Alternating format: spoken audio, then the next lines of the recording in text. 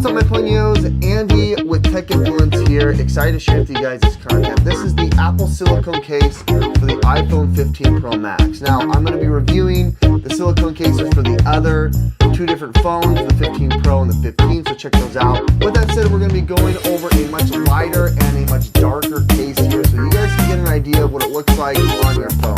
I've gone over a couple of different silicone cases here, and we'll have those comparison videos some other time. I want to help answer the question if it's worth it to buy this heavily priced silicone case here from Apple. Coming up close here, both of these cases are exactly the same unboxing. You have a bunch of different colors here, which is nice, that the silicone cases have to offer. For the most part, they're the same as last year from what it sounds like. As you can see, I really like that peach color, especially juxtaposed against your black titanium, which I opted into. You can see here, and I also opted into the black color because that's just classy. It's what I always do. Coming up close here, they are super light, very light to the touch, but they're made out of the similar liquid silicone that they always do every year. It is the most soft silicone that I've ever felt, even softer than the Gones that I reviewed just a few weeks ago. As you can see, the silicone is wrapped all the way around the entire case. I really like how there's no punch out. You have the active button and the volume rocker, the power button as well. You even have a punch out here for the camera bump, which looks like it's reinforced with that strong polycarbonate material. Most of these silicone cases are very flimsy, but this one seems like to have a TPU kind of core here around the edge, and then the inside is a little bit more fragile and squishy. It bends a little bit more than normal. Nonetheless, this should give you a reasonable drop protection in the event of a bump and a break. Be careful here though, the Pro and the Pro Max are very brittle, as you've seen by a lot of different other videos. With that said, as you can see here, the black is a little bit harder to identify. It's more matte here. It looks great to the touch. In the hand, it feels really good. I like that. On the back side here, it's got this really nice kind of felt feeling microfiber material. It's not felt though. With that said here, it wraps all the way on the inside, providing nice insulation. You can see it here a little more pronounced on the pink side. And then obviously they've got built-in MagSafe with those magnets to be able to extend through the case so you can maximize your MagSafe versatility. With that said, punch outs are similar to last year where it was just the dots there for the speaker, and then you've got the I/O punch out for the USB Type-C. Other than that, it's pretty solid and straightforward all the way around the case. The last few cases that are reviewed from Apple have not given me the animation here that I put on an Apple case, so I'm hoping here the peach does so as well. Placing it in there, and yes it does. Look at that, that's fantastic.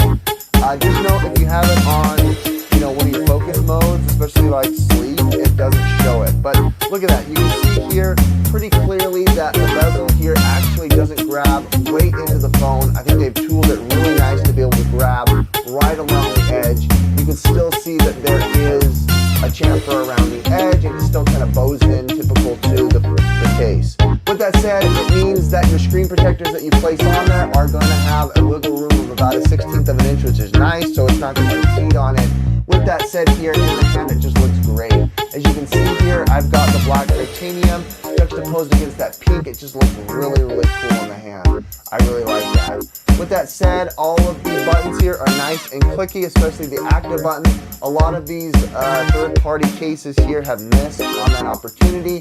The unfortunate thing here is that this is not metallic. It is silicone around the button as well, but it does give you a nice clicky feel. With that said, you still have the option for MagSafe and a lot of these other third-party accessories here. We've got one from iWalk here. You place it on there, it's going to snap right to it. Let's go to push the button, it shows you the percentage, and then it should go ahead and give you the MagSafe animation. There you go. That's going to be pushing 7.5 watts. It's separated enough here so it's not going to impede on your camera, so you can still shoot. It's also nice here, it's got this key ring down here, desk buddy here if you wanted to set it up and watch or scroll.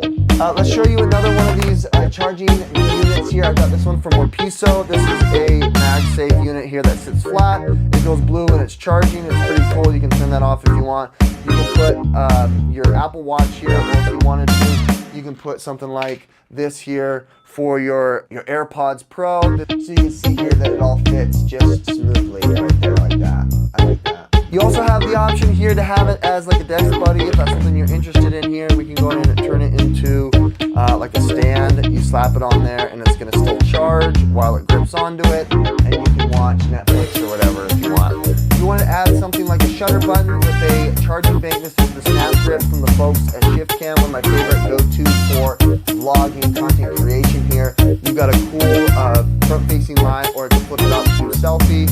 You've got this really cool tripod that it fits onto that kind of curves and whatnot. And the best part here is there's a 5,000 milliamp battery as well as a shutter button. So it'll give you, those 5 watts here in a pinch. You can even plug it in if you wanted to.